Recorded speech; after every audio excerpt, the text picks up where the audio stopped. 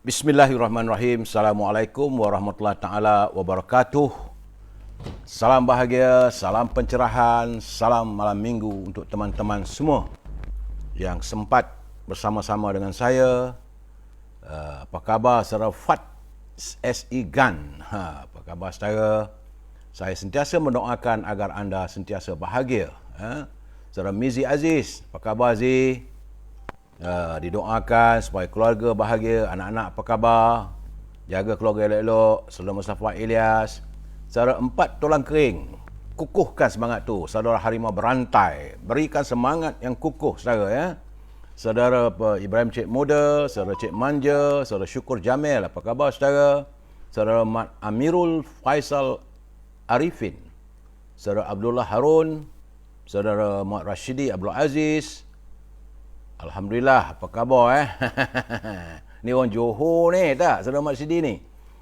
Alias Adan Khalil, saudara Thomas Tan. How are you Thomas? Zafri Ismail, Romeo. Ada Romeo pula dah dalam live saya ni. Baiklah saudara, saya tak sempat menyantuni semua satu persatu. InsyaAllah lepas usai pencerahan ini, saya akan santuni saudara ya. Sebab saya harus memberi laporan tentang kedudukan hari ini COVID-19. Aduh, sampai bilakah saya harus memberi laporan ini? Berdoalah agar masa-masa yang mendatang tak ada lagi laporan ini. Kerana hari ini hari Sabtu tanggal 14 Ogos.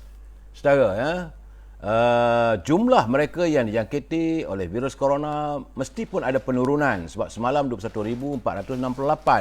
Tapi hari ini 20,670. Satu angka yang besar, bukan sedikit saudara. 20,670 warga kita di seluruh negara yang dijangkiti oleh virus corona, menjadikan jumlah keseluruhannya sudah 1,384,353 orang yang dijangkiti virus corona. Dan hari ini kematiannya juga tinggi saudara, iaitu 260 kalangan warga kita yang tewas kesan daripada jangkitan virus corona. Jumlah kematian terkumpul sudah 12,228 orang. Sebab itu saya berpesan, seringkali saya nyatakan, jaga diri kita, jaga kebersihan kita, pastikan ada penjarakan sosial, kalau boleh jangan keluar rumah dulu, jangan kita pergi berjalan ke sana ke sini, saudara ya. Saudara Raja-Raja, apa khabar Haji Raja-Raja, saudara Kasim Makdin. Baik. Di Perlis ada peningkatan saudara. Semalam 50, hari ini 61. Saudara Pak Nazil kita, berhati-hati Pak Nazil ya, usaha-usaha kita ni. Di Kedah, walaupun ada susut tetapi masih lagi tinggi. Semalam 1,807, hari ini 1,796. Begitu juga di Pulau Pinang. Walaupun sudah susut sedikit, bukan banyak. Semalam 1,316, hari ini 1,251. Tetapi di Perak ni, aduh, sakit dada tengok. Sebab semalam 940. Pola di Perak ada peningkatan terus. Daripada 828 4 hari dulu, kemudian dia naik 930, kemudian dia meningkat lagi 940. Hari ini 1,003 orang. Warga Perak, yup, apa hal lah mikemanya. Jaga diri elok-elok ya, jaga kebersihan. Di Selangor ada sedikit penurunan. Semalam 7,449. Tapi hari ini 6,606. Begitu juga di wilayah Persekutuan, semalam 2,183, hari ini 2,028. Di Selangor sudah pun mencecah lebih 0,5 juta warga Selangor yang dijangkiti virus corona. Jumlah di Selangor adalah 505,347. Terlalu tinggi jumlahnya saudara ya. Di Putrajaya susut sedikit, semalam 66, hari ini 51. Di Negeri Sembilan juga ada sedikit susut. Semalam 974, hari ini 727. Dah hilang pula dah. Mana laporannya? Ya, di Negeri Sembilan. Di Melaka juga susut. Alhamdulillah. Semalam 723, hari ini 521. Di Johor masih lagi angka yang mengerunkan. Walaupun ada susut, semalam 1,485. Tapi hari ini 1,425. Jadi warga Johor, jaga diri baik-baik, jaga kebersihan diri. Kalau boleh tak usah keluar rumah. Duduk dulu, tenangkan fikiran, rawatlah cinta kasih bersama keluarga. Begitu juga di Pahang, masih terus meningkat. Semalam 572, hari ini 794. Ini warga di Pahang. Di Terengganu juga peningkatannya amat ketara. Sebab semalam 440, hari ini 560. Dan tentulah di Kelantan cukup menakutkan kerana tiba-tiba saja ya daripada 972 kemarin dia naik 1088, hari ini 1370. Kita berdoalah agar pandemik ini tidak terus menyerang di negeri Kelantan. Itu hari dah reda dah elok cantik dah sedikit Kelantan tu. Tiba-tiba sekarang ni naik balik polanya. Begitu juga di Sabah. Sabah masih lagi terus bergelut dengan virus corona. Semalam 1654, hari ini 1752. Bagaimanapun syabas kepada warga di Labuan. Hari ini tiada laporan. Mana kosong, tiada jangkitan di Labuan. Dan di Sarawak juga ada peningkatan. Ini dekat-dekat nak musim pilihan raya ni, macam mana di Sarawak ni? Sebab semalam jangkitan di Sarawak 715. Susutlah daripada 1216. Tetapi hari ini naik balik 725. Itulah laporan yang dapat saya berikan gambaran di seluruh negara kedudukan COVID-19. Dan saudara, kalau saudara lihat untuk bulan ini, bulan Ogos, tanggal 14 hari bulan, baru 14 hari saja saudara. Jumlah warga kita yang dijangkiti oleh virus corona untuk bulan ini adalah 271,081 orang. Jadi itu gambarannya saudara Saudara Mahathir, bila lah agaknya. Sabar sekejap lagi saya akan beri pencerahan saudara ya. Baik. Dari pencerahan COVID, saya perlu menyantuni sedikit tazkirah yang singkat.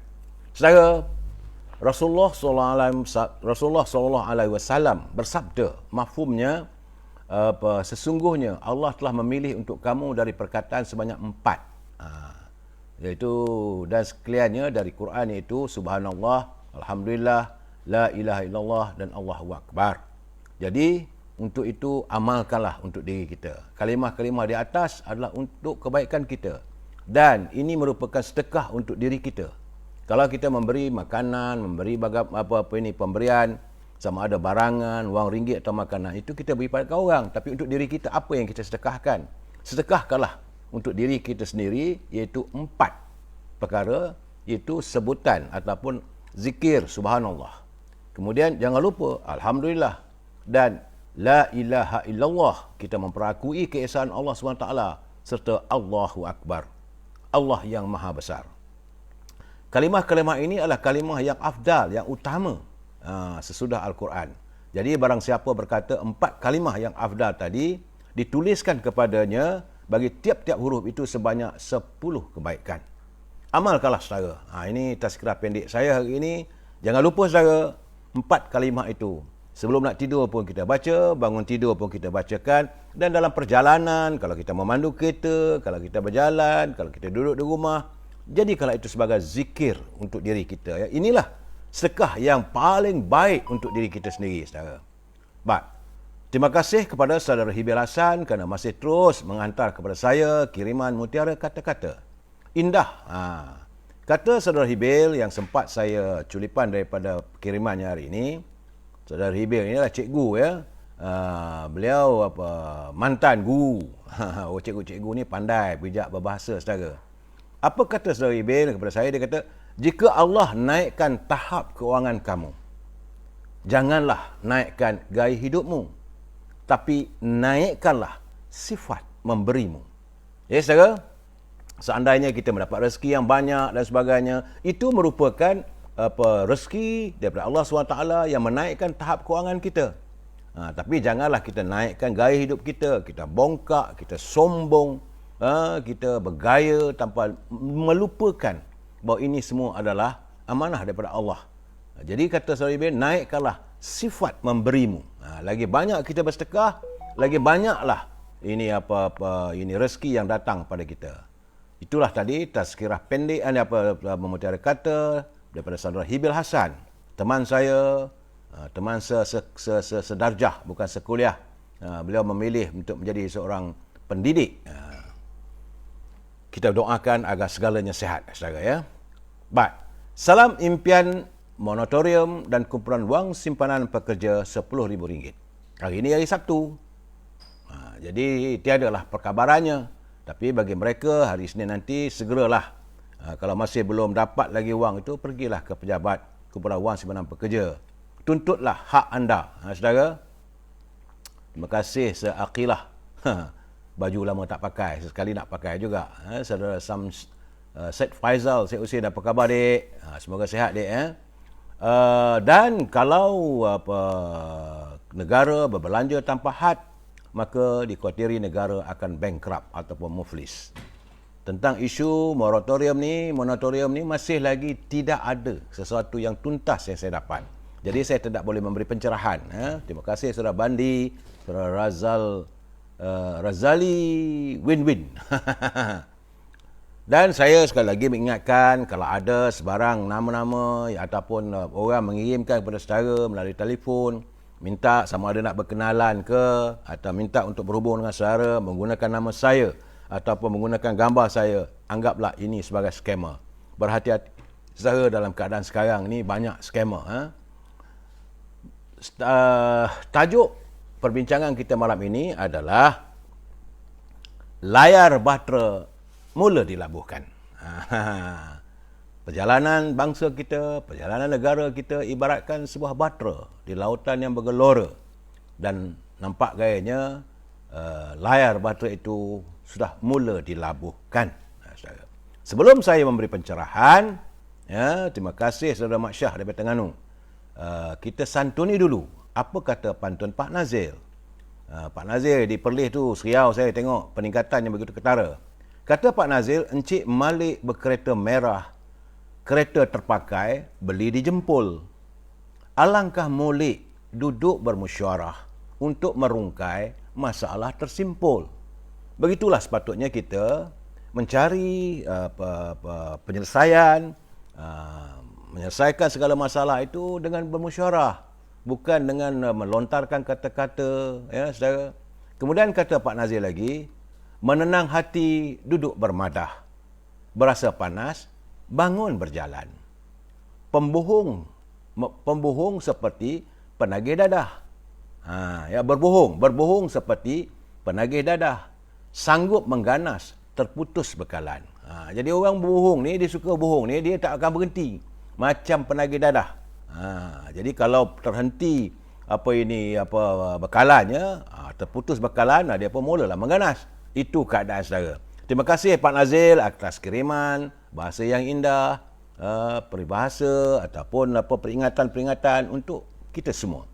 Ya saudara, Saudara Rahim Husin, Saudara Mak Spana, Saudara Mak Rashidi Abdul Aziz, Mak Qori, Saudara Nasaruddin, Saudara Bandi, saya lihat ada pro dan kontra lah tu bila UMNO tarik sokongan. Sabar dulu, saya akan beri pencerahan sedikit nanti saudara. Saya perlu memberi peringatan sebab saya tengok dalam live dalam YouTube tu masih ada. Jadi saya tak marah, saudara nak ambil lah. Tetapi saya perlu mengingatkan bahawa mereka yang menyunting semula live saya ini dan dimasukkan ke dalam channel YouTube, semua ini adalah tanggungjawab anda.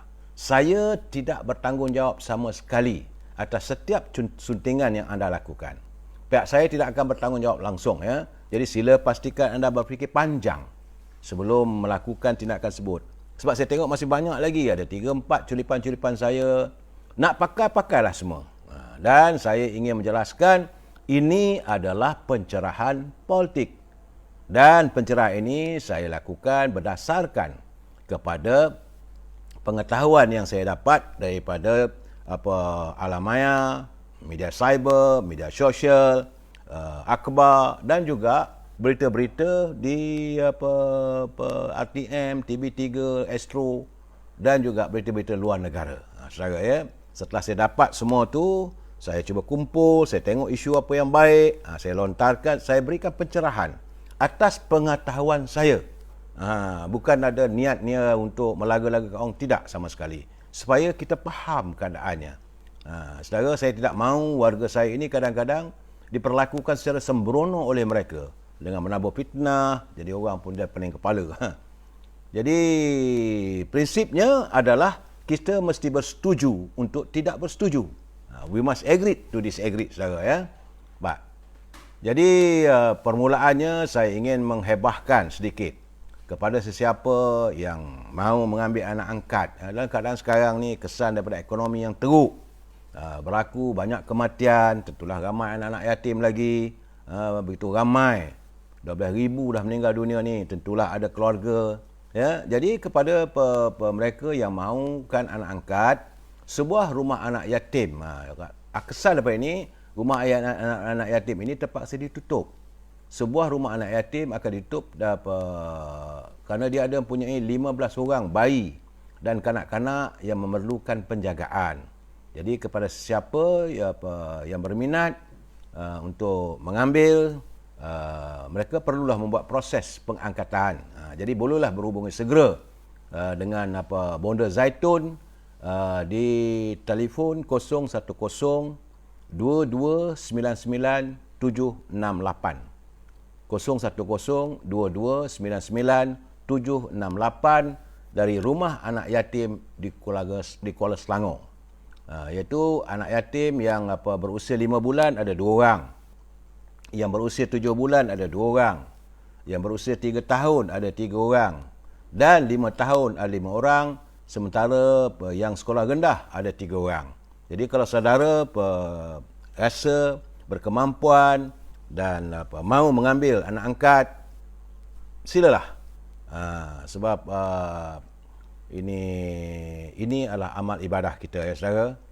Jadi saya pun agak sedih bila mendengar dan mendapat tahu bahawa rumah anak yatim di Kuala Selangor terpaksa ditutup.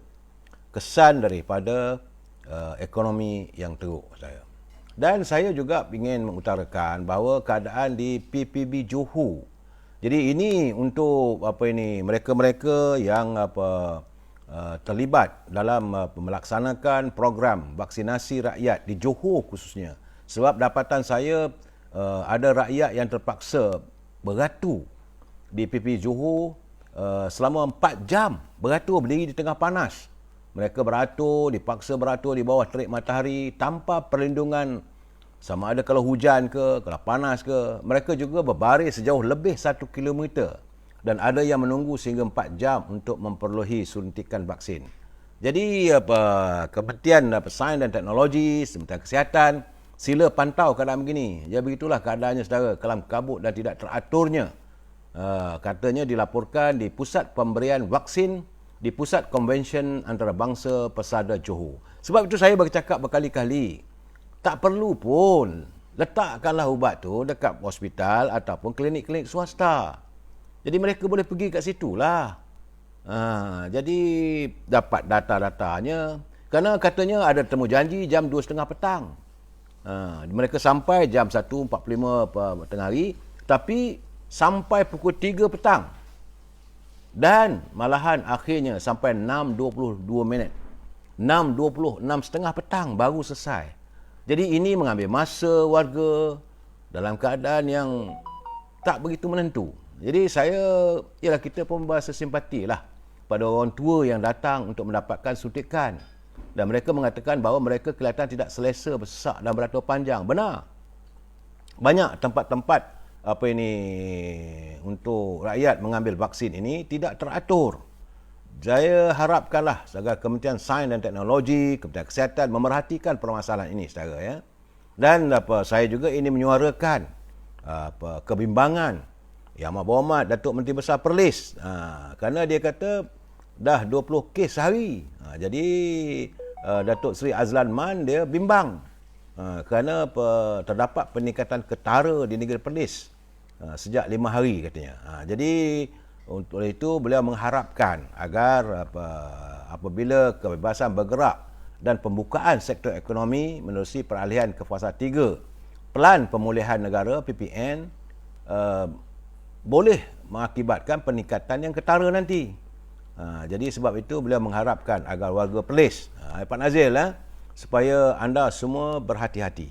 Ini Datuk Menteri Besar sendiri dah bukan beliau tidak menyantuni. Beliau mengambil tahu setiap warganya. Dia tahu 20 orang jangkitan. Ya memanglah negeri Perlis itu bukanlah negeri besar. Tetapi saya melihat inilah keprihatinan seorang pemimpin, saudara. Dan sesuatu benda yang perlu saya nyatakan, saudara, bahawa secara berterus terang saya ingin memberitahu bahawa kita sekarang ini sudah pun memasuki dalam era suasana dalam krisis. kita krisis kesihatan, kita berada dalam krisis ekonomi yang cukup ketara. Ini mengakibatkan wujudnya suasana panik ekonomi. Jadi orang ramai sudah mula berhenti keluar rumah, mereka tidak lagi pergi membeli belah, dan keadaan ini mengurangkan perbelanjaan dan memberi impak besar terhadap aliran tunai. Tanpa tunai, tentulah perniagaan akan rungkup. Jadi tanpa tunai, pembekal tidak dapat bayaran, dan mereka selepas itu pula tidak dapat membayar kreditor mereka. Kesan berbola salji ataupun snowball, the rolling berbola salji ini, jadi pendapatan cukai membeku.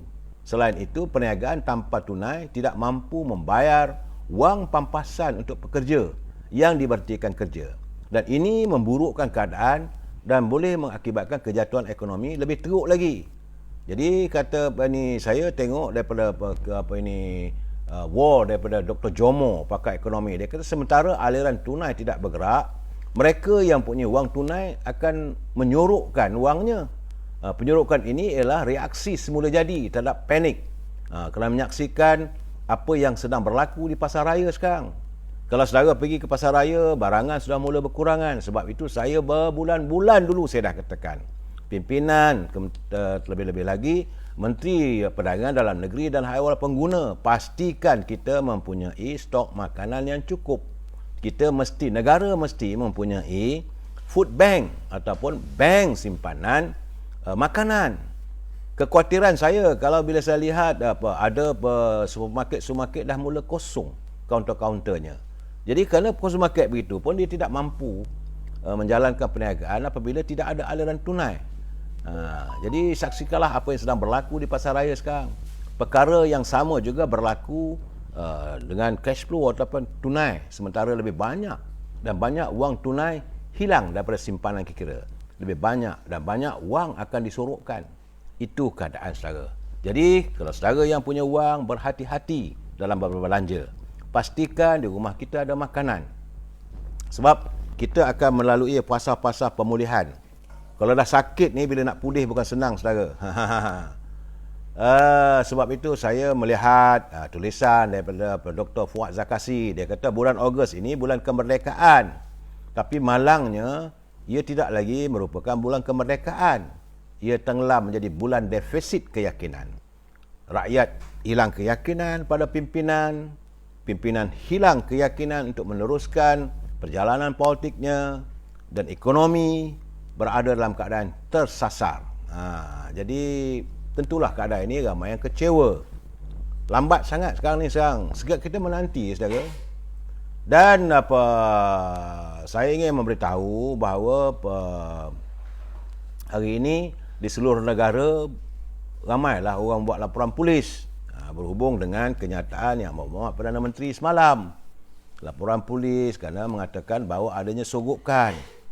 Memanglah kita tidak mahu, tapi ungkapan itu memang menjurus ke arah scheme of thing ni. Macam dulu saya katakan dulu, scheme of thing adalah rasuah politik. Kita mengharapkan pimpinan yang akan datang tidak mengamalkan scheme of thing yang sebegitu. Supaya saya melihat CNN melaporkan, CBA, beberapa TV stesen luar negara juga melaporkan keadaan kita, dan mereka seolah-olah memperlekeh kepimpinan. Jadi inilah yang kita alami, dan tentulah akan memberi kesan kepada pelabur. Bagaimanapun saudara, dalam keadaan begini berdoalah kita. Sebab saya melihat saudara, sebenarnya layar bahtera mula dilabuhkan. Mula dilabuhkan, jadi macam saya kata tadi lah, layar itu sudah mula dilabuhkan. Getinya pelayaran itu sudah mula menuju ke destinasi yang akan terhenti untuk seketika. Kalau sebuah bahtera, dia akan sampai ke pelabuhan. Apakah pelabuhan itu pelabuhan di lautan tenang? Belum tahu lagi saudara. Sebab itu saya menerima kiriman persoalan yang diutarakan oleh saudara Nasyaruddin Ismail. Saudara Nasyaruddin Ismail bertanya, dia kata saya ingin mendapat pencerahan tentang perlembagaan Malaysia. Dia bertanya, dia kata ramai pengamal undang-undang menyatakan terdapat pelanggaran-pelanggaran oleh Kerajaan Perikatan Nasional. Jadi soalannya, siapa yang diberi kuasa dan tanggungjawab untuk mengambil tindakan atas setiap kesalahan. Saya kena ingat ya, apa sahaja kita ni dalam sistem pemerintahan kita ini, yang diberi kuasa, penguat kuasa undang-undang adalah pihak polis. Sebab itu laporan harus diberi kepada pihak polis. Saya pun dah buat laporan pihak polis. Bila sesuatu yang kita lihat bertentangan dengan perlembagaan, dan pihak polis ini akan menjalankan siasatan satu persatu. Bukan mudah, saudara. Setiap laporan yang dibuat itu, kadang-kadang kita meletakkan pihak anggota polis menyiasatnya satu persatu, saudara. Kadang-kadang mengambil masa yang agak lama. Setelah dikenal pasti, setelah ditahu adanya pelanggaran undang-undang, khususnya sesuatu yang menyentuh soal perlembagaan, maka laporan itu akan dibawa ke pengetahuan Peguam Negara. Jadi pejabat Peguam Negara akan mengkaji apakah pelanggaran perlembagaan itu wajar dibawa ke muka pengadilan. Jadi kalau dibawa muka pengadilan, tunggulah. Ini keadaannya, saudara ya. Sebab setiap jenayah yang dilakukan, siapa yang melanggar perlembagaan dianggap sebagai jenayah. Bagi saya bukan jenayah saja, ini sebagai treason ataupun khianat pada negara. Negara kita ni terbentuk berlandaskan, berpaksikan kepada perlembagaan yang paling tinggi. Apa yang dituturkan oleh perlembagaan perlu diikut, tak boleh nak langgar. Malahan setiap pemimpin, sama ada dia tu wakil rakyat ataupun menteri ataupun perdana menteri, malahan dulu Yang Mulia Pertuan Agong pun apabila baginda mengangkat sumpah adalah berjanji akan mempertahankan perlembagaan negara. Ini jadi kalau perlembagaan itu dipermainkan, maka ini satu khianat. Dia tak boleh kita tak boleh toleransi lah, tak boleh tolerate. Tidak boleh kata tak ada maaf bagimu lah. Itu Saudara Nasruddin Ismail. Saya harap secara jelas bahawa setiap pelanggaran perlembagaan ini, bila dibuat laporan pada pihak polis akan mengkaji ataupun menyiasat, kemudian dibawa ke kajian itu, hasil kajian itu dihantar kepada pejabat Peguam Negara untuk ditimbangkan sama ada wajar untuk dibicarakan dan sebagainya. Negara kita ni ada separation of power. Jangan lupa eksekutif itu termasuklah anggota polis. Ini di bahagian eksekutif, bahagian penguat kuasa. Kemudian kita ada legislatif, itu orang yang membuat undang-undang. Sebab itu mereka dipanggil, dalam bahasa Inggeris dipanggil sebagai lawmaker. Setiap ahli Dewan Undangan Negeri ke, ataupun ahli Dewan Rakyat ke, ataupun ahli Dewan Negara, mereka adalah the lawmaker. Kemudian ada judiciary. Jadi tiga separation ini jelas ya, saudara. Pihak judiciary akan menerjemahkan pengertian sesuatu undang-undang itu. Okey, saudara, kabarnya hari ini petang tadi berlangsunglah pertemuan. Pertemuan di antara Yang Berhormat Perdana Menteri dengan jemaah menteri dan timbalan-timbalan menteri. Kabarnya daripada mula pukul 3 petang berakhir sampai pukul 4 lebih. Dan ketetapan yang diambil kabarnya, jadi benda ni belum sahih lagi, saudara. Saya tengok banyak kiriman kepada saya dan boleh dipercayai. Saudara yang dihantar pada situ ada kewajarannya bahawa mengatakan bahawa Tan Sri Muhyiddin Yassin akhirnya mengambil keputusan untuk meletakkan jawatannya. Tapi tidak hari ini. Tidak immediate ya, saudara. Memang pun hari ini hari Sabtu. Kemudian dan tidak juga besok hari Minggu. Kerana takkanlah hari Minggu pun nak bekerja juga. Urusan pentadbiran negara. Dan mungkinlah nak draft surat ke dan sebagainya. Dan dijangka Yang Berhormat dia masih lagi Perdana Menteri, jangan lupa, saudara. Sehinggalah jawatan itu diserahkan. Macam saya katakan, yang terbaik dia menghadap Duli Yang Mulia Pertuan Agong, menyerahkan kembali jawatan Perdana Menteri ke bawah Duli Yang Mulia Yen di-Pertuan Agong. Dan ini akan berlaku kabarnya pada hari Isnin. Dan selepas itu akan ada pengumuman resmi. Selagi tiada pengumuman resmi, kita tak boleh percaya 100%. Dengar boleh. Dengar khabar. Khabar angin lah. Sebab itu saya katakan, sekarang ni zaman dunia tanpa sepadan, zaman kita ni, dunia internet ni, cepat sangat berita itu sampai.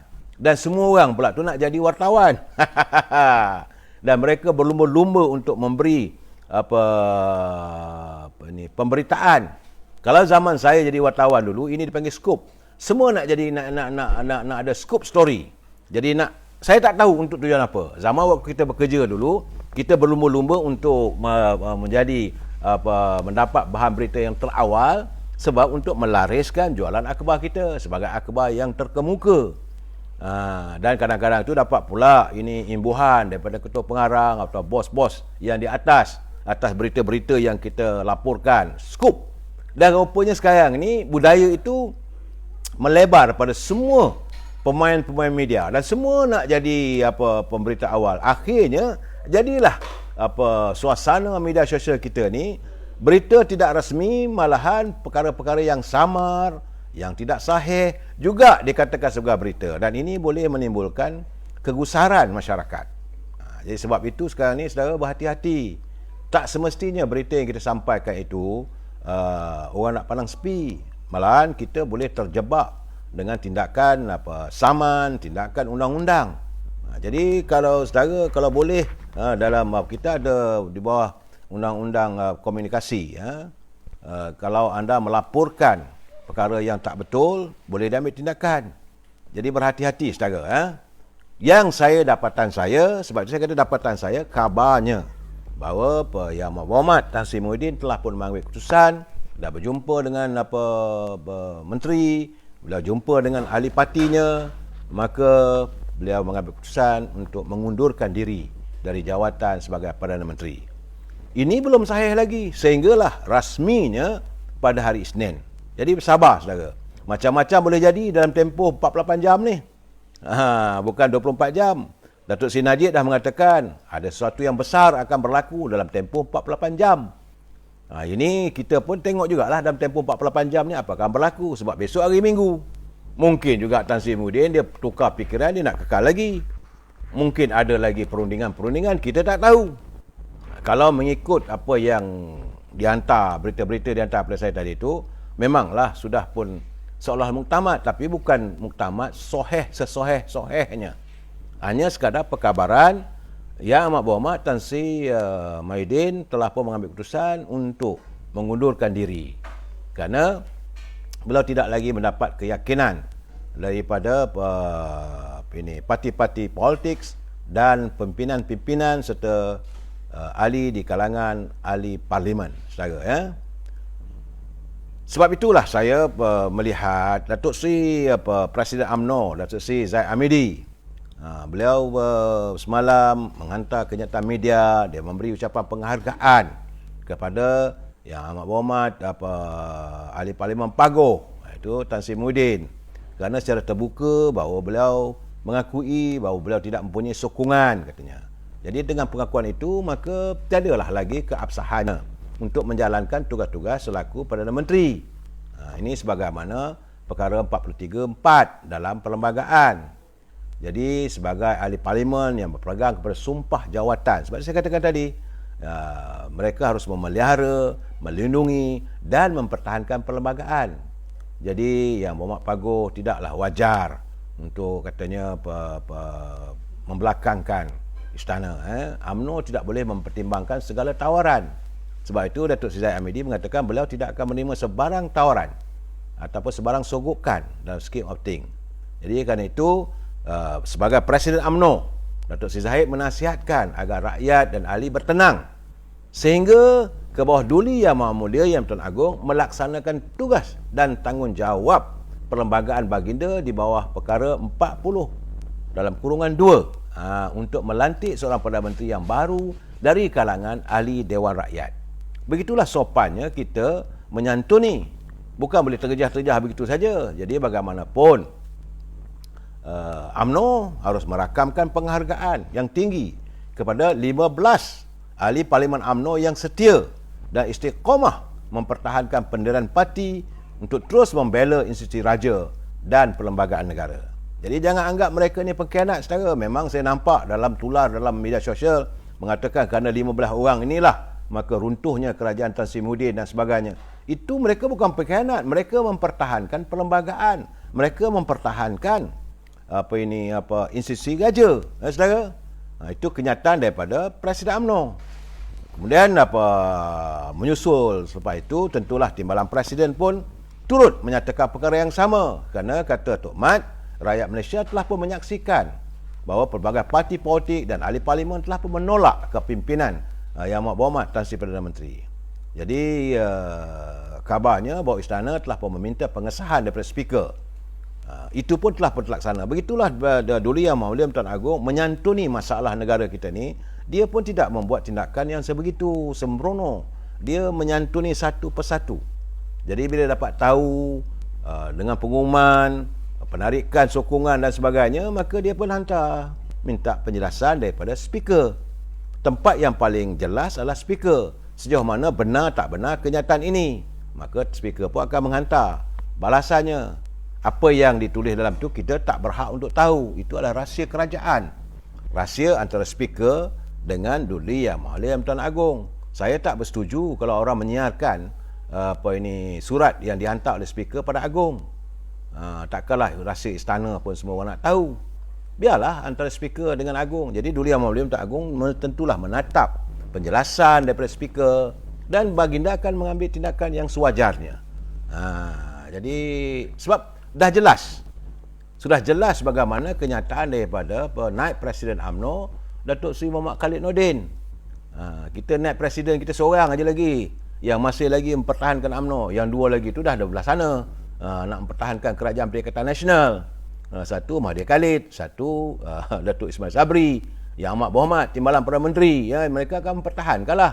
Jadi Datuk Seri Muhammad Khalid Nordin selaku naib Presiden, beliau mempertahankan dan beliau mengatakan bahawa minta rakyat semua bertenang. Memanglah bahawa rakyat Malaysia menanti dengan tenang untuk Tan Sri Perdana Menteri melakukan sesuatu yang wajar, yang benar dan terhormat, sebagaimana yang saya katakan berkali-kali. Yang terbaik, Yang Amat Berhormat Tan Sri Perdana Menteri sudah tahu keadaan begitu. Tak payahlah lagi nak bawa ke parlimen. Buat apa kalau pergi ke parlimen, buat undian, akhirnya akan jadi malu lagi. Mestilah ada perbahasan. Bila berlaku perbahasan di Dewan Rakyat nanti, adalah kutuk mengutuk, adalah caci mencaci. Orang ni mempertahankan, jadi tak selesai masalah. Jadi sedangkan dah jelas tak ada sokongan, maka berhenti. Itu yang terbaiknya. Jadi menurut kepada Datuk Seri Khalid Nordin, dia kata Perdana Menteri Tan Sri telah berjuang puluhan tahun dalam UMNO untuk negara menjadi lebih baik. Jadi malah kerana itu, jadi takkanlah tak tahu macam mana perlembagaan negara. Tapi dia kata percayalah, walaupun Tan Sri merasakan bahawa telah melakukan terbaik, tapi yang terbaik dari Tan Sri dan rakan-rakan dalam kenyataan itu tidaklah seperti apa yang dirasakan oleh rakyat. Itu kenyataan Datuk Seri Khalid Nordin. Akhirnya kabarnya. Dan saya juga ingin menyatakan bahawa berikutan daripada itu, bahawa pimpinan kesemua di 13 bahagian, di 13 negeri, ketua-ketua perhubungan UMNO negeri telah pun menyatakan bahawa mereka tetap bersama-sama dengan Presiden UMNO. Jangan sesekali anda mencerca ini bukan kerja Presiden. Banyak orang mengatakan kejatuhan Tan Sri Muhyiddin ini disebabkan oleh Zahid Hamidi. Itu satu benda yang salah. Ini di kalangan orang-orang yang marah. Mereka menyokong Kerajaan Perikatan Nasional. Mereka yang menyokong Datuk Seri Ismail Sabri, menyokong menteri-menteri yang ada semua, melampiaskan kekecewaan mereka kepada Presiden. Salah tu. Ini bukan kehendak Presiden. Sebab itu, kesemua 13 badan perhubungan UMNO negeri telah menyatakan sokongan mereka kepada Presiden Parti Datuk Seri Ahmad Zahid Hamidi. Jadi mereka bersetuju dengan pendirian rasmi parti menolak Kerajaan Perikatan Nasional dan Tan Sri Muhyiddin. Dan ini jelas ya. Jadi Presiden dan Majlis Tinggi telah pun menjalankan mandat. Sebab itu saya katakan, apa yang berlaku selama 5-6 bulan ini bukan kehendak Datuk Seri Zahid Hamidi. Ini adalah kehendak akar umbi. Tapi gagal difahami, gagal diselami oleh pimpinan yang berada di anjung kuasa. Yalah, mungkin mereka kesedapan jadi menteri, saudara ya. Macam UMNO Perak, dia kata tarik sokongan dari PN. UMNO Perak sokong penuh keputusan. Itu perhubungan negeri Perak. Perhubungan UMNO negeri Pahang, dia kata Pahang tetap menyokong keputusan Majlis Tinggi. UMNO Kelantan, dia kata keputusan Majlis Tinggi adalah mencerminkan pelaksanaan mandat akar umbi. Ini jelas. UMNO Kelantan dia kata bahawa bukan kehendak Majlis Tinggi, bukan kehendak Presiden, adalah kehendak dan mandat akar umbi UMNO. UMNO Terengganu menyokong penuh ketetapan Majlis Kerja Tinggi. Begitu juga UMNO Melaka. Jadi UMNO Melaka menyokong sepenuhnya keputusan Majlis Kerja Tertinggi. UMNO Perlis juga begitu. Mereka teguh bersama-sama dengan Presiden dan menyokong penarikan. Begitu juga UMNO Pulau Pinang. Datuk Musa. UMNO Pulau Pinang yang dipimpin oleh Datuk Musa Syekh Fadil, dia kata bahawa Pulau Pinang menyokong sepenuhnya. Dan pengurusi UMNO Kedah, Datuk Seri Jamil K. Baharom, menyatakan bahawa tuduhan yang menjengkelkan adalah merupakan penghinaan kepada UMNO. Jadi kalau ini dianggap satu tuduhan, ini dianggap satu konspirasi UMNO, ini satu benda tak betul. Sebab apa yang dilakukan oleh Majlis Tinggi adalah untuk menyantuni, melaksanakan mandat yang dibawa oleh 145 bahagian, bawa pada Bini Majlis Tinggi, bawa pada Perhimpunan Agung. Lama tu. Tapi teruklah Presiden kan, kerana menangguhkan dan sebagainya. UMNO Selangor pula, Tan Sri Nur Omar mengatakan bahawa sesiapa yang mempertikaikan tindakan Majlis Tinggi ini adalah orang yang tidak setia pada parti. Begitu juga UMNO Sabah. UMNO Sabah walaupun mereka ada autonomi, tapi UMNO Sabah akur dan menghormati ketetapan yang diputuskan oleh pucuk kepimpinan UMNO Malaysia. UMNO Negeri Sembilan pula, ya, pengurusinya Datuk Seri Utama Muhammad Hassan, tentulah beliau beri teguh bersama Presiden Datuk Seri Ahmad Zahid Hamidi. Ya, saya nampak sekarang ni satu santunan ikatan antara Presiden dengan Timbalan Presiden begitu kukuh sekarang. Memang ada usaha untuk memecah belahkan mereka berdua, tapi saya rasa untuk masa-masa mendatang sukar. Dulu susahlah. Dulu memanglah sebab orang yang lawan dengan Datuk Mak Hassan, Datuk Seri Lantik sebagai usaha, mestilah ada kekecewaan sedikit. Tapi sekarang tak ada. Mereka padu. Saya bangga dan gembira melihat padunya ukhuwah antara Presiden dan Timbalan Presiden, dan saya lebih yakin bahawa batera UMNO ini akan lebih berlayar dengan lebih gah lagi. Begitu juga dengan UMNO Johor. Kata Datuk Asni, dia kata keabsahan Kerajaan Perikatan Nasional di Johor akan ditentukan pada persidangan Dewan Undangan Negeri yang dijadualkan pada minggu inilah. Itu kata ini Datuk Asni. Sementara itu, Datuk Seri Johari Abdul selaku pengurusi perhubungan UMNO Wilayah Persekutuan, beliau mengatakan bahawa walaupun adanya ahli-ahli UMNO yang telah dicuri oleh pimpinan mereka yang berada di PBM, namun UMNO masih kukuh. Jadi UMNO Wilayah Persekutuan juga telah mengeluarkan surat menyokong pendirian rasmi Parti UMNO yang menarik sokongan daripada Tan Sri Muhyiddin dan juga Kerajaan Perikatan Nasional. Dalam keadaan ini, saya ingin mengingatkan Datuk Seri Presiden. Sebab tadi telah saya nyatakan bahawa sekarang ni yang tinggal adalah badut politik yang berusaha selai upaya untuk mengekalkan kedudukan mereka berada di anjung kuasa di Seri Perdana. Yang ini Datuk Seri Presiden kena ingat. Ingatlah, mereka yang berada di anjung kuasa sepanjang menjadi menteri langsung tak pandang pun Presiden. Jadi yang Bapak Presiden kena ingat, jangan nak berlapang dada. Masa untuk berlapang dada dah cukup. Sebabnya dah lama ahli-ahli UMNO ni makan hati. Ahli-ahli warga UMNO peringkat akar umbi lama makan hati melihat curipan apa yang tertulis dalam media sosial. Mereka menghamun, mereka membelasah batang tubuh Presiden. Tapi nak buat macam mana? Sebab mereka bergelar menteri. Ahli-ahli UMNO makan hati. Dah lunyai nama Presiden, dibalun oleh mereka yang tak pernah berterima kasih. Tapi memanglah kita banggalah punya Presiden yang menyantuni, yang berprasangka baik, yang sentiasa memaafkan, seorang pemimpin yang baik. Tetapi ahli-ahli tak boleh terima dah. Cukup-cukuplah Datuk Seri Presiden. Enough is enough. Malahan tuntutan ahli peringkat akar umbi, kalau boleh semua mereka yang ada di anjung kuasa tu ditukar. Kalau berlaku pilihan raya, ahli-ahli akar umbi dah tak mau terima mereka, walaupun dari bahagian mereka sendiri sama ada ketua bahagiannya ke ataupun timbalan kedua bahagiannya ke, mereka yang engkar pada kehendak akar umbi, dilihat mereka inilah sebenarnya pengkhianat. Mereka tidak langsung menghormati Majlis Kerja Tinggi, mereka tidak menghormati parti. Selepas dilantik sebagai menteri, mereka dengan berkembang dada, berkepak sana, berkepak sini, akulah menteri. Ini keadaan saudara. Ini perlu diingat. Datuk Seri Presiden kena ingat. Ya, saya nak cakap lebih tak mau sebab nak tunggu sampai hari Isnin. Tapi sebab apa yang dilakukan oleh mereka yang bersama-sama dengan Kerajaan Perikatan Nasional yang melompat jadi katak apa semua tu, mereka adalah mencabul keputusan Perhimpunan Agung 2020. Jadi saya nak sebut satu persatu supaya Datuk Seri Presiden ingat. Dan warga akar umbi boleh nyatakan kepada saya setuju tak setuju. Pertama sekali, Datuk Seri Ismail Sabri. Beliau dapat jawatan sebagai timbalan Perdana Menteri.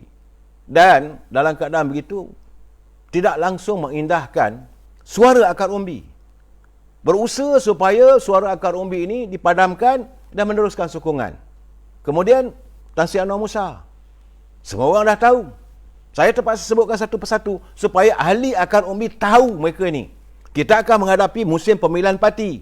Mereka sekarang ini mahukan supaya ada pilihan parti. Presiden mesti dijatuhkan. Kena ingat orang ni. Kalau saudara didatangi oleh mereka ini, berhati-hati. Iaitu Datuk Seri Syahmuddin Hussein On. Kemudian Datuk Seri Rizal Marikan. Khairi Jamaluddin. Datuk Halimah Sadiq. Datuk Seri Dr. Adham Baba. Datin Mastura Yazid. Datuk Seri Dr. Ismail Muhammad Said daripada Pahang. Datuk Zahidi Zainul Abidin. Sahabat kita, sahabat anak muda, tapi kita kecewa kerana beliau mudah terpengaruh hanya kerana dapat jawatan timbalan menteri untuk beralih sokongan dan menafikan suara akar umbi. Itu saudara Shah Abdullah, ahli parlimen Paya Besar. Dan saya lihat apabila Tan Sri Datuk Tengku Azlan dah jadi ahli parlimen di Paya Besar tu, tahu-tahu je lah ya. Tahulah jalan pulang. Kemudian saudara Abdul Rahman Muhammad daripada Pahang juga. Datuk Seri Ahmad Hamzah dari Melaka. Dan Datuk Seri Ismail Abu Muttalib. Inilah 14 orang ni, ahli-ahli UMNO kena lihat bahawa waktu dalam kita bergelut dengan masalah, kita dihina, UMNO dihina macam-macam orang kata pada UMNO ni. Malahan batang tubuh Presiden diserang habis-habisan. Malahan mereka seolah-olah mengizinkan UMNO cuba diharamkan dengan melalui Jabatan Pertubuhan. Malah mereka mengatakan jawatan Presiden sekarang ni tak boleh pakai. Jawatan Presiden dah tak ada keabsahan. Macam mana Presiden boleh buat kenyataan begitu? Macam mana Presiden mengeluarkan kenyataan supaya kita tarik sokongan? Begitulah. Mereka menafikan suara akar umbi dan mengalihkan permasalahan ini kepada Presiden. Dan Datuk Seri Presiden kena ingat, I warn you, kalau you masih lagi mau bersikap berlapang dada, that is the end. Dalam politik berkali-kali saya serangkan, saya dah nyatakan pada Datuk Seri Presiden, dalam politik is to kill or be killed. Trust nobody and suspect everybody. Kalau Datuk Seri Presiden masih lagi nak berlapang dada, tunggulah nanti. Kami tak nak bela dah. Dah letih, dah lenjan. Rakyat, warga lenjan lah Datuk Seri Presiden. Jadi, mereka ni enggan menyatakan pendiriannya. Dan kita harus menobatkan yang 15 orang yang bersama-sama dengan Datuk Seri Presiden, yang sanggup keluar, meninggalkan. Dia saudara Sharifah Mani, Nazri tu cantah habis, tak usah peduli. Jangan bagi lagi kesempatan. UMNO dah letih. Berapa lama UMNO harus menghadapi adanya orang yang sebegini? Kita masih ada lagi pimpinan yang berhati cekal macam Datuk Jazlan, Datuk Nazlan. Kita ada, bukan tak ada. Kita ada macam Datuk timbalan Presiden kita, Datuk Mak Hassan, Datuk Seri Khalid Nordin. Bukan tak ada, kita ada wira-wira. Datuk Zamri Abdul Kadir. Dan mereka ni sanggup letak jawatan yang begitu mendatang hasil yang banyak demi perjuangan. Pasir Salak pun bersama juga, saudara Pak Cik filem kru sama. Idris Yusof, Hassan Arifin, sama. Jangan bagi tempat lagi dah. Sudahlah, cukuplah, letih lah.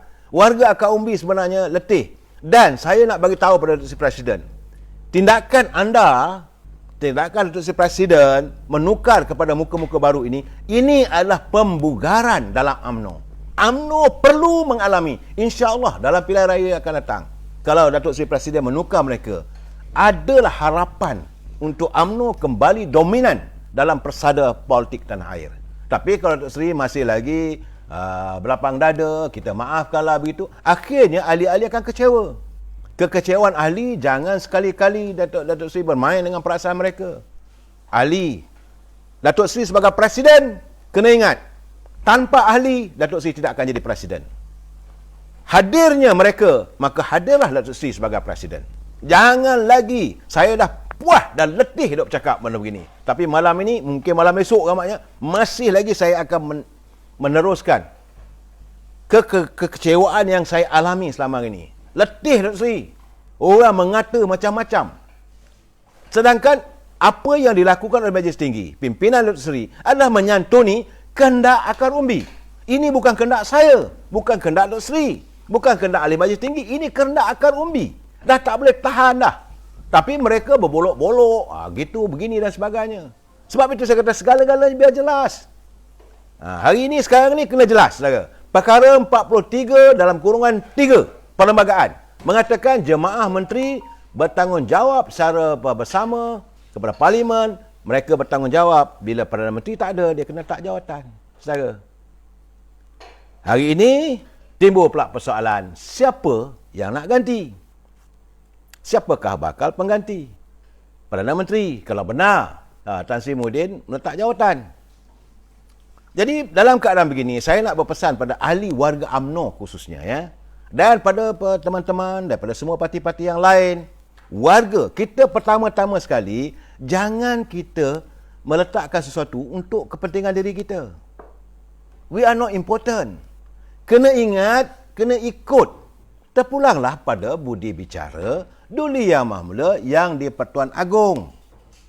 Benar satu orang ni. Ini banyak orang bertanya, jadi ada yang kata Isyamuddin. Saya kata, saya gelak lah. Kalau H2O nak lantik sebagai Perdana Menteri pula, takkanlah UMNO redha. Sedangkan kita begitu teruk, kita kena balun apa semua. Mereka tidak mau keluar daripada Perikatan Nasional. Mereka masih lagi nak jaga jawatan. Kuda ada kata pula tu Datuk Seri Ismail Sabri. Yalah, dia timbalan Perdana Menteri. Bagi saya, asal atas perjuangan UMNO tak ada tempat lah. Kita kena ingat, sekarang ni bukan musimnya untuk kita berkempen. Kita sekarang ni, kita bukan nak cari ataupun melobi. This is not the time. Kalau nak berkempen, musim pemilihan parti. Kalau nak berkempen, musim pilihan raya. Ini sekarang ni kita kena letakkan sepenuhnya kepada kuasa Duli Yang Mahmula yang di Pertuan Agong. Saya tahu banyak orang mengatakan bahawa hendakkan Datuk Seri Anwar Ibrahim. Tapi jangan mendahului kuasa Agong. Jangan.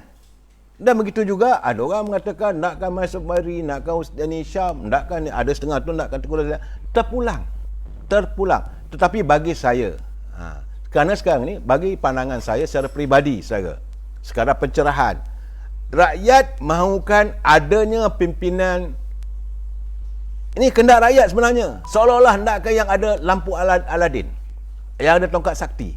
Satu benda yang impossible dapat dilakukan. Kena ingat, seboleh-bolehnya rakyat mengharapkan pada hari Isnin, ya, Muhammad Tan Sri Muhyiddin letak jawatan, naik satu orang, lusa dah selesai masalah. Tak maunya begitu, saudara. Rakyat, warga harus berlapang dada, tenang dulu. Kerana rakyat macam sekarang ni lah, ya, saudara, rakyat mahukan kehidupan sebagaimana yang dahulu. Itu sebenarnya yang rakyat rindukan adalah satu kehidupan masa silam, sebelum kehadiran COVID-19. Jadi begitu juga, saudara. Rakyat tidak mahu terus terkurung di rumah. Itu paling penting. Kalau hadir Perdana Menteri yang baru nanti, dia harus memikirkan macam mana nak menyelesaikan masalah supaya kebebasan rakyat dapat diberi semula. Rakyat tidak terus terkurung di rumah. Kerana situasi ini sudah lama sangat. Begitu juga masyarakat peniaga. Masyarakat peniaga mahukan seorang pemimpin untuk berkemampuan, yang mampu untuk memacu ekonomi negara. Masyarakat yang berbilang kaum pula, dia mahukan pimpinan yang tidak lagi mengutarakan persoalan politik rasial. Mereka pun dalam keadaan yang lenjan, mereka pun letih juga. Masalah perbalahan kaum dan sebagainya dicetuskan. Jadi bagi saya lah sekarang ni, secara peribadi saya kata, alangkah baiknya kalau hadir seorang pemimpin yang mampu menyantuni, dan mereka mesti berlapang dada. Sebab itu saya cakap terus terang, untuk memperbaiki ekonomi negara, saya tahu bahawa Yang Berhormat Mulia Tengku Razali Hamzah masih belum tuntas, masih lagi belum selesai agenda ekonominya yang tergendala setelah beliau disingkirkan daripada anjung kuasa bila dia menentang Tun Dr. Mahathir sejak daripada 1987. Dia ada agenda dia yang diamanahkan daripada zaman Tengku Abdul Rahman, zaman Tun Razak lagi. Agenda ini belum terlaksana sepenuhnya. Dalam siri-siri perbincangan saya, perbualan saya berkesempatan hadir, berbual dengan beliau. Beliau mengatakan banyak lagi agenda untuk negara kita. Alangkah baiknya kalau kesempatan itu diberi pada beliau. Dan lebih baik lagi kalau Datuk Seri Anwar Ibrahim boleh bersama-sama. Ini sekarang ni bukan soal nak fikir aku nak orang ni, tak boleh. Kita sekarang ni nak memperbaiki negara. It's a time to do the correction. Dah teruk ekonomi kita, dah koyak rabak, robek, dah lenjan rakyat. Dan inilah masanya kalau mereka bernama pemimpin sanggup duduk semeja, duduk mencari bermesyuarah. Kalaulah Yang Berhormat Mulia Tengku Razali diberi kesempatan oleh Duli Yang Maha Mulia Tuan Agong, maka Datuk Seri Anwar Ibrahim kena menyokong sepenuhnya. Tak boleh pula nak mengujukkan suasana begini dan sebagainya. Sebab ada agenda ekonomi. Jadi parti lebay jangan buat kawan, enough is enough tu. Kita sekarang ni kita harus berlapang dada. Masa sekarang ni adalah masa to do the corrections. Saudara mungkin tak setuju dengan saya, tapi bagi saya mana yang lebih penting? Yang lebih penting adalah kehidupan rakyat. Kehidupan rakyat itu lebih penting. Kita mengharapkan, sebab siapa saja yang datang, mereka tidak mempunyai tongkat sakti yang boleh merubah ekonomi on the spot. Tiba-tiba besok semua rakyat dikaya raya. Tak. Tiba-tiba saja penyakit COVID-19 hilang. Tidak. Jadi santunan pemimpin itu penting, yang meletakkan kepentingannya. Ya, saya merasakanlah, keyakinan saya lah, seandainya lah Yang Berhormat Mulia Tengku Razali diberi kesempatan jadi pilihan tuanku. Jadi jangan lupa, kalau itu pilihan agung, jangan sesiapa nak tunjukkan, nak tunjuk pandai, tak setuju dan sebagainya. Jangan kita mencerca. Biar. Dan waktu yang sama, Datuk Seri Najib juga membantu, Datuk Seri Amdi juga membantu. Mana-mana mereka yang tidak berkesempatan berada dalam kerajaan, berada di anjung kuasa di Seri Perdana, this is the time untuk mereka menyatukan pemikiran, menyatukan effort ataupun usaha. Nyatakan pada rakyat. Sekarang ni kita nak tengok sejauh mana mereka benar-benar ikhlas meletakkan kepentingan rakyat mengatasi segala-galanya. Bukan untuk kepentingan diri dia. Dan para penyokong, saya harap para penyokong jangan letakkan aku ndak. Jangan fikirkan our own desire. Jangan kita maki hamun, tak baik. Semua orang ada kelebihan dan semua orang ada kekurangan. Kalau kita meletakkan kehendak kita, bila tak dapat kita marah, itu rosak negara, saudara. Dan kita harus meletakkan bahawa bagi kita yang penting sekarang ni, agung kita dah percaya. Ingat, saudara, kata agung kata pemutus, kata raja kata pemutus. Jangan lupa, saudara, kerja rakyat kerja dikelek, kerja raja kerja dijunjung. Jangan pantang sama sekali anak Melayu menderhaka. Ini mesti kita pertahankan. Seandainya Duli Yang Maha Mulia membuat keputusan melantik seseorang, maka kita harus berusaha memberi dukungan dan sokongan sebagaimana yang kita dah pernah berikan kepada Yang Amat Berhormat Tan Sri Muhyiddin. UMNO peringkat awal menyokong, tak ada masalah. Agong dah pilih, okey, setuju. Cuma kita dah bagi tahulah kalau boleh nak begini. Kita minta lah supaya Kerajaan Perikatan Nasional pentingkan rakyat, moratorium ni, kemudian kekurangan wang simpanan pekerja. Tapi apa saja yang disarankan oleh UMNO, langsung tidak ada disantun. Malahan kita dikeji dan diejek. So sekarang ini bila Duli Yang Mulia Pertuan Agong akan memilih seseorang, maka kita sama-sama santun lagi. Dan kalaulah benda ini berlaku, sama ada kalau dipilih Yang Muhammad Tengku Razili Hamzah, maka kumpulan daripada Datuk Seri Anwar Ibrahim juga harus memperakui. Jangan kita meletakkan bos aku lebih dulu. Tak bolehlah begitu. Sebab dalam kita menangani COVID-19, ekonomi yang menghudum, bukan negara kita, dunia pun, cuma kita memerlukan seseorang yang mampu memacu ekonomi negara. Sebagaimana yang saya katakan tadi, bahawa Yang Muhammad Mulia Tengku Razali, waktu beliau berbual dengan saya, dia ada mengatakan bahawa agenda untuk ekonomi bangsa, ekonomi negara masih belum tuntas sepenuhnya. Bersamalah kita kalau ada keizinan. Kalau tidak, kalau orang lain terpulang, kita pun kena menyokong juga siapa saja yang diputuskan oleh Duli Yang Mulia Yang di-Pertuan Agong. Kita jumpa lagi malam besok. Wabillahi taufiq wa hidayah. Assalamualaikum warahmatullahi taala wabarakatuh. Selamat malam.